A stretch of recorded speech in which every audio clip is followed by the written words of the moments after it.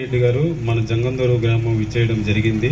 అలాగే ఇంటింటికి వెళ్ళి జరుగుతున్న అభివృద్ధి కార్యక్రమాలన్నీ సకాలంలో అర్హులకు అందుతున్నాయా లేదా అని విచారించడం జరిగింది. రాని వారికి కూడా తక్షణ చర్యలు తీసుకొని రాని పథకాలు కూడా మళ్ళీ అందరికీ వర్తింపజేసేలా కార్యక్రమాలు చర్యలు చేపడతారని అందరికీ తెలియజేసుకుంటూ, మరైతే కూటమి ప్రభుత్వం 2 సంవత్సరాల్లో చేసిన అభివృద్ధి గురించి చెప్పడానికి మేడం గారు మన ఊరికి వచ్చారు.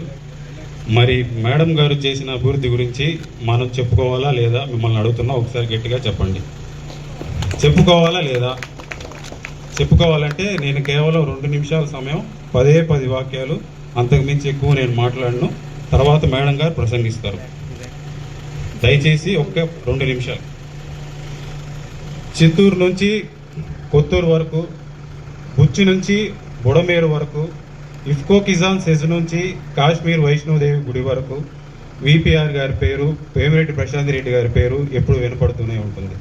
చిత్తూరు వెంకన్న సన్నిధిలో ఉన్న కొత్తూరు రైతుల పాస్ పుస్తకాల పంపిణీ కార్యక్రమంలో భారీ ర్యాలీ చేపట్టాలన్నా ప్రశాంత్ రెడ్డి గారే.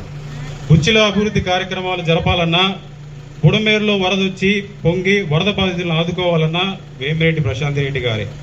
ఇఫ్కో కిసాన్ సెజ్కి కంపెనీలు తీసుకురావాలన్నా, కాశ్మీర్లో వైష్ణవదేవి ఆలయానికి విరాళాలు సమర్పించాలన్నా వేమిరెడ్డి ప్రశాంత్ రెడ్డి గారే. వేమిరెడ్డి ప్రశాంత్ రెడ్డి గారు అంటే సేవకు మారు పేరు.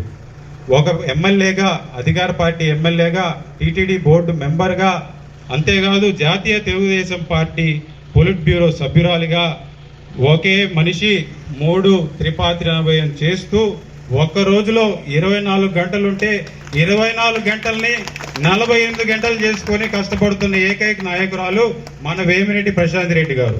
బహుశా రాష్ట్రంలో ఎవరు ఉండకపోవచ్చు, ఇది అతిశయోక్తి కాదు, అందరికీ తెలుసు, మాకు తెలుసు. కార్యకర్తలు కూడా ఒక్కసారి ఆమె పడే కష్టాన్ని గుర్తించాలని నేను కోరుకుంటున్నాను. మేడం గారు ఇన్ని చేస్తుంటే మరి ప్రత్యర్థి నాయకులు కానీ, అపోజిషన్ వాళ్ళు కానీ పూటకు ఒక విమర్శ, గంటకు ఒక విమర్శ, అరగంటకు ఒక తిట్టు, ఇదే జరిగిన అభివృద్ధి గురించి మాట్లాడరు. ఏదన్నా అంటే మీరు అది చేశారు, మీరు ఇది చేశారు, మీరు చేసిన కమిషన్లు ఎవరు ఎప్పుడూ వేలెత్తి చూపిస్తే వాళ్ళ మీద వ్యక్తిగత విమర్శలు, వ్యక్తిగత దాడులు. కూట్లో రాయి తినే వాళ్ళు ఏట్లో రాయి తీస్తా అన్నాడంట. అమ్మకి దిక్కులేదు కానీ చిన్నమ్మకి బంగారు గాజులు చేపిస్తా అన్నాడంట. అంతేకాదు ఉట్టికి ఎగరలేని వాళ్ళు స్వర్గానికి ఎగురుతా అన్నారంట. కొట్టేపాళ్ళు మనకిక్కడ రూరల్, మన 6 మైల్ దగ్గర యాగర్ల బ్రిడ్జికి దిక్కులేదు కానీ ముదేతుపాలెం టు ముదువత్తి కనెక్టింగ్ కాజ్వే వేసి దానికి శంకుస్థాపన కూడా చేశారు. మరి ఒకసారి ఆలోచించమంటున్నా, మేడం గారు గెలిచిన 2 సంవత్సరాల్లోనే అభివృద్ధి కార్యక్రమాలు ఎక్కడ ఆగిపోయినావు అక్కడ మరో 100 సంవత్సరాలకి గుర్తుండేలాగా చేపడుతున్నారు. అదందరూ ఒకసారి గుర్తించి, నేను మరీ ముఖ్యంగా ఒకే ఒక నిమిషం మాట్లాడి ముగిస్తాను. విపిఆర్ అంటే వేమిరెడ్డి ప్రశాంత్ రెడ్డి మాత్రమే కాదు. విపిఆర్ అంటే విద్య, వైద్యం, ఉపాధి, ఉద్యోగం. పి అంటే ప్రశాంతమ్మ మాత్రమే కాదు, పాడి పంటలు, పరిశ్రమలు మరియు ప్రజాభిప్రాయం, ప్రజాపాలన. ఆర్ అంటే రైతులు, రుణాలు, రాజకీయం కూడా. అంతేకాదు నీళ్ళల్లో సైతం నిప్పులు పుట్టించగలే ఉక్కు సంకల్పం ప్రశాంత్ రెడ్డి గారి సొంతం.